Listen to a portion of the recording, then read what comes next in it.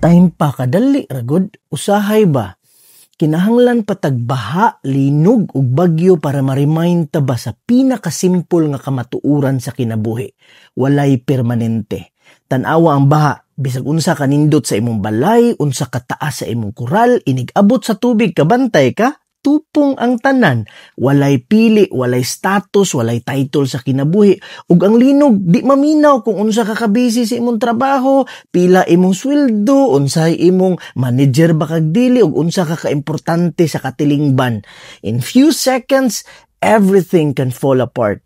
Ang bagyo pod, bisag unsa ka mahal sa imong sakyanan, unsa ka bag-o sa imong SUV, inigtaas sa tubig, lutaw na tanan, sama sa basurahan nga nilutaw pod.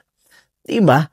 So, kung morning makahuna-huna ta ba nga, kita ra gyud ang sigig panghambog sa kanabitong mga kabutangan, mga balay, sakyanan, gadget, mga brands, ug unsa pa na diha. Naghimo tag identity nga naka-base sa physical things. Ug diha pod usahay mo base atong respeto. Pero kung nature na ang muigo gani, makarealize gid ta nga everything we're proud of can disappear instantly. Tanang butang nga imong gibantayan nga imog yung gipanghambog or imog yung gipakita sa mga tao nga dili mangga nimo ganahan, all of that can be gone.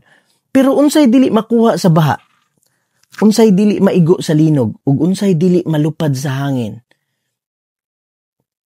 Ang imong pamilya, your kindness, your faith, your character, your compassion. In short, ang imong pagkaikaw. Mao nay tinuod nga wealth.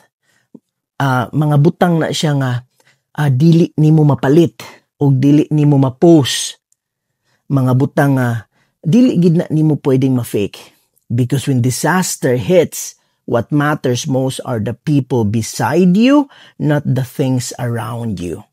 So, the next time nga mo-focus ka sa mapagpaghambog, sa mga paghimog mga impression, or pag-please sa mga tao nga dili manggani kaganahan, always remember this.